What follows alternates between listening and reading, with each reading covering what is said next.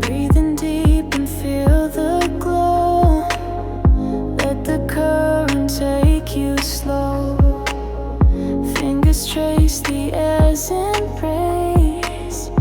In this rhythm find your place. Whisper low the ocean's call. Hear it echo through it all. Let your heart and soul align. Floating free on time's thin line.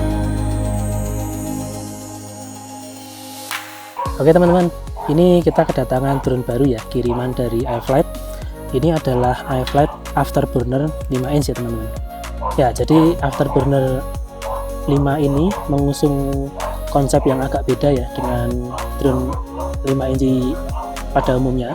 Ya, karena Afterburner 5 ini menggunakan konsep desain untuk sinematik dan aerodinamis ya teman-teman. Jadi teman-teman bisa lihat model dari Afterburner ini sepintas mirip dengan drone racing ya, jadi menggunakan konsep baterai di bawah dan dipadukan dengan ini, teman-teman bisa lihat ini iFlight menyebutnya dengan aerocell ya. Jadi tujuannya adalah menambah aerodinamis ketika terbang untuk menambah efisiensi dan ketahanan melawan angin. Jadi konsep desain frame ini ditujukan untuk penerbangan cruising dan sinematis teman-teman. Jadi bukan untuk freestyle, bando atau lain-lain ya. Dan Afterburner yang dikirim ke saya ini adalah yang versi lama teman-teman. Jadi masih menggunakan DJI O3 ya. Dan untuk Afterburner sendiri ini teman-teman kalau lihat di website sudah ada versi baru yaitu Afterburner Sport. Dia sudah menggunakan DJI O4.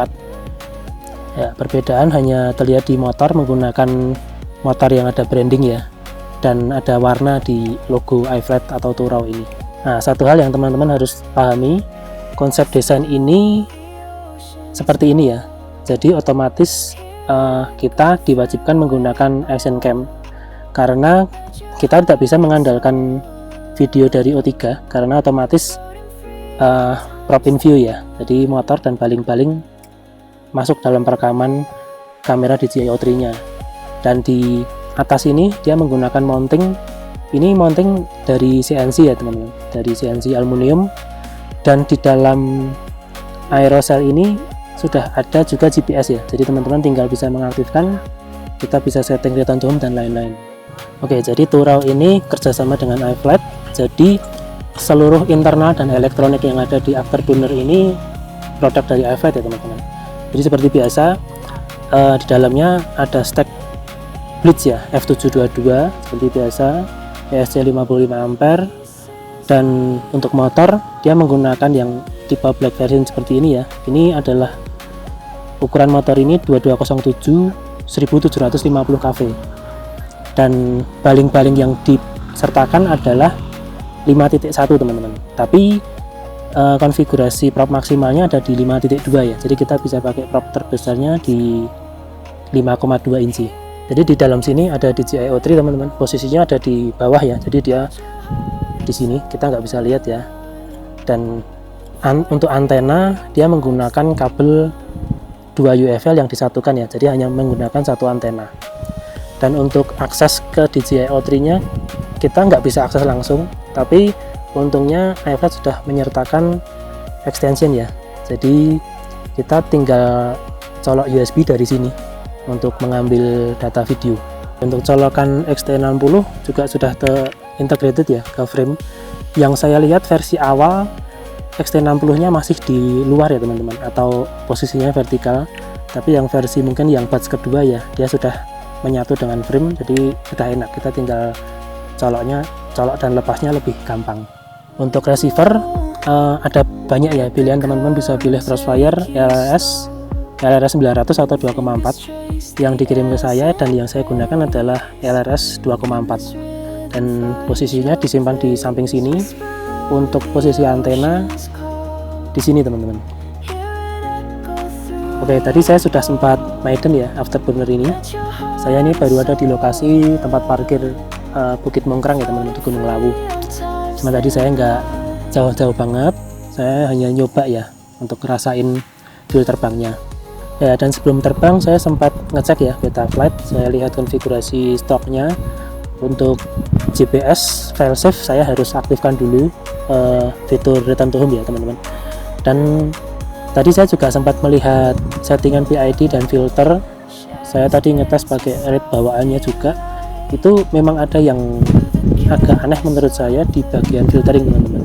Untuk PID seperti biasa ya, kalau Turau selalu sudah menyertakan tuningan standar mereka, tapi menurut saya masih bisa dimaksimalkan. Dan tadi di sini juga anginnya lumayan teman-teman pagi ini ya, cukup dingin, tapi saya tidak begitu merasakan hambatan ya yang berarti. Jadi memang konsep aerodinamis dari aerosol dan frame trussnya ini, truss armnya ini memang oke ya teman-teman. Ya, untuk penempatan antena RX di sini, saya entah kenapa tadi beberapa kali terbang RSSI-nya selalu drop ya. Jadi antara mungkin kurang optimal posisinya, atau memang nanti kedepannya saya harus upgrade yang diversity ya teman-teman. Cuman yang jadi PR saya adalah ngetes lagi apakah posisi antena di arm belakang ini optimal atau tidak. Jadi saya ingin menggunakan Osmo 5 ya teman-teman untuk action cam di sini.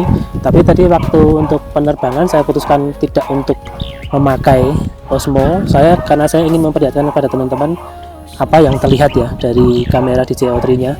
Dan antena bawaan ini pendek ya, jadi kalau kita pakai action cam di sini, ini antena terlalu pendek, jadi saya harus pakai antena yang lebih panjang teman-teman, dan kebetulan saya nggak bawa ya tadi.